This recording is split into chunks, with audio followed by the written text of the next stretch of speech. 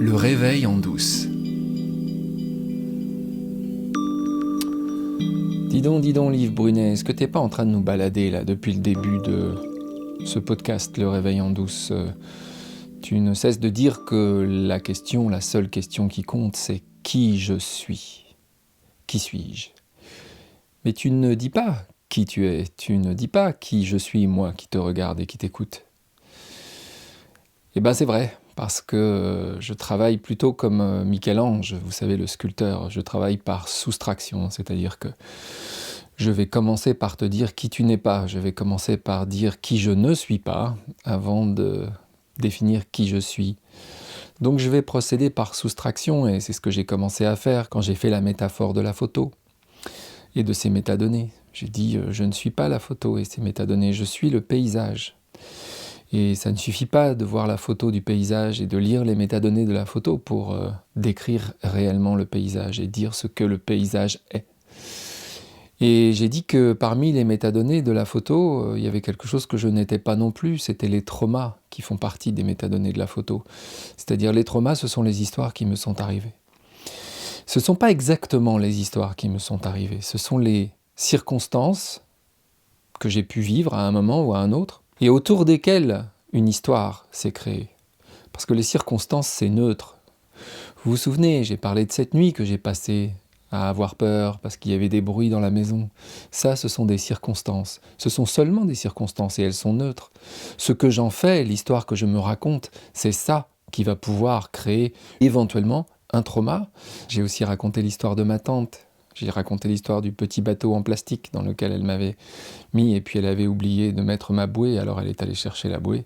Et le bateau est parti au large et j'en ai conçu une sorte de traumatisme. Et pour moi, l'eau, c'est devenu synonyme de peur parce que j'ai eu tellement peur de me noyer ce jour-là. J'ai tellement vu que j'allais me noyer, j'ai tellement eu peur que j'en ai fabriqué une histoire et que cette histoire, elle est devenue un traumatisme et ce traumatisme, c'est devenu quelque chose qui m'a empoisonné la vie. En tout cas, empoisonner mon rapport à l'eau. Et qu'est-ce qui m'a manqué? Qu'est-ce qui m'a manqué quand j'avais 8 ans et que j'étais dans mon petit bateau? Il m'a manqué la flexibilité dans la réponse, ce dont nous avons parlé dans l'épisode précédent.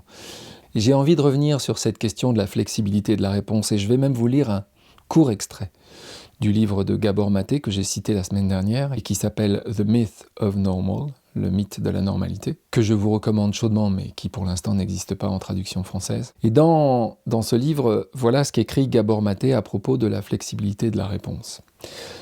La flexibilité de la réponse est une fonction de la partie médiane de notre cortex cérébral.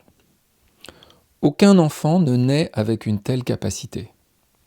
Le comportement des bébés est régi par l'instinct et le réflexe, et non par une sélection consciente. La liberté de choisir se développe au fur et à mesure que le cerveau se développe. Plus un traumatisme est grave et précoce, moins la flexibilité de réponse a la possibilité d'être encodée dans les circuits cérébraux appropriés, et plus vite elle est désactivée.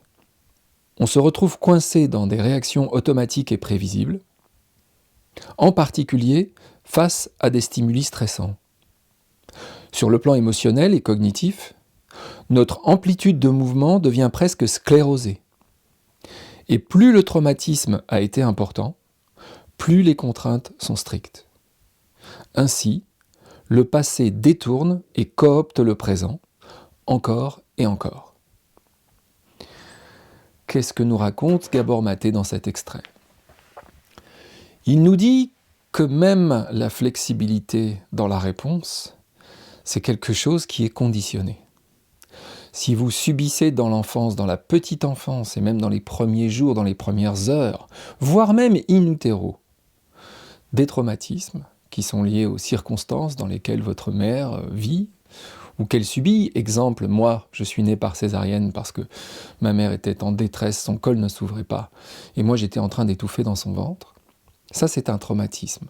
Et c'est un traumatisme qui crée des réactions dans le cerveau, du tout petit bébé que j'étais. Et il crée des interactions avec les gènes. Ça, on le sait aujourd'hui. Et qu'est-ce qui se passe? Je vais développer un certain nombre de caractéristiques cérébrales qui plus tard ne vont pas favoriser ma flexibilité dans la réponse.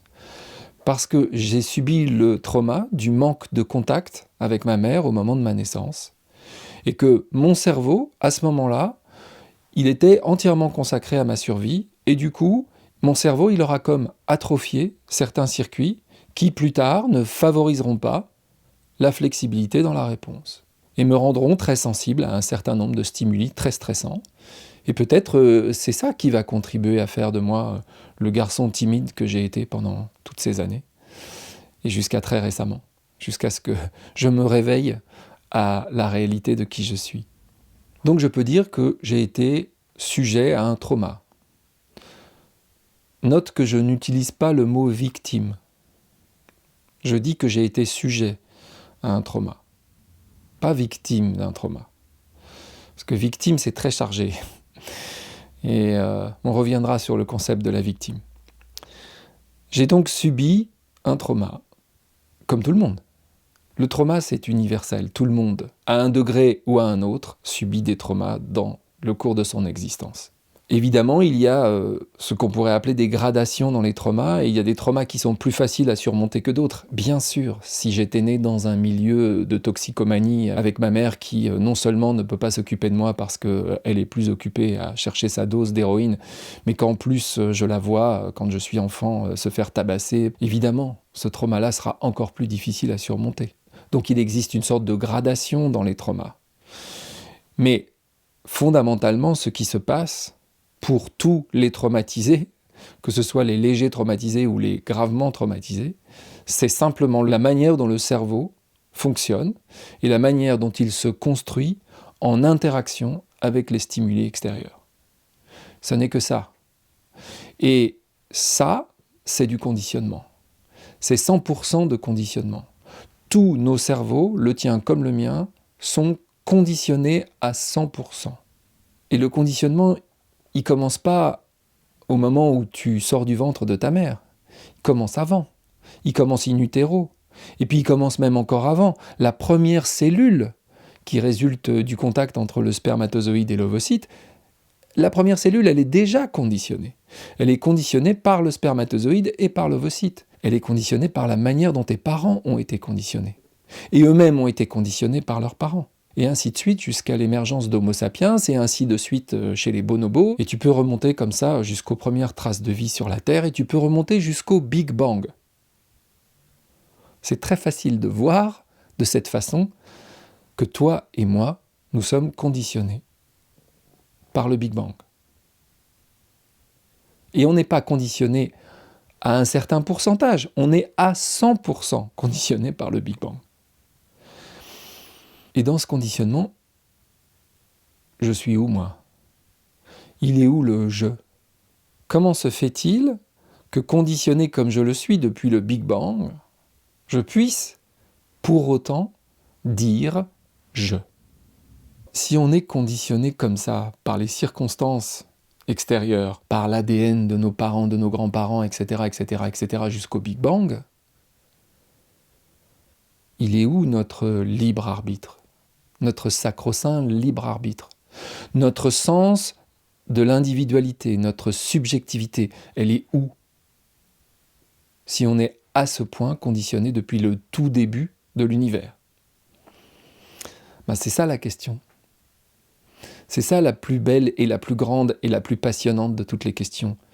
Qui suis-je dans ce bazar ? Je suis à 100% conditionné. Si je suis à 100% conditionné, chacune de mes réactions est le résultat d'un conditionnement. Si c'est vrai, où est mon libre arbitre ? Parce que j'ai l'impression d'avoir du libre arbitre. J'ai l'impression d'avoir la capacité de faire des choix. Est-ce que mes choix ne sont pas tous et à 100% conditionnés ? Je vais te donner la réponse. Tous tes choix sont conditionnés à 100% depuis ta naissance. Toujours. Ça a toujours été le cas et ce sera toujours le cas. Chaque fois que tu as l'impression de faire un choix, si tu cherches vraiment au fond, tu vas découvrir que c'est le résultat d'un conditionnement. Et donc avec cette histoire de conditionnement, on va en venir très vite à la question du libre arbitre. La question du libre arbitre, c'est une autre bretelle d'accès à l'autoroute du réveil en douce. Elle est fondamentale, cette question. J'adore cette question, j'adore discuter de cette question. Et j'adore d'autant plus en discuter que souvent ça énerve les gens. Je parle de ma mère parfois, et ma mère n'aime pas du tout qu'on aborde cette question du libre arbitre parce qu'elle n'est pas du tout d'accord avec moi. Alors on va voir si toi, tu vas être d'accord avec moi autour de la question du libre arbitre, qui est si passionnante, et qui sera l'objet du prochain épisode du Réveil en douce.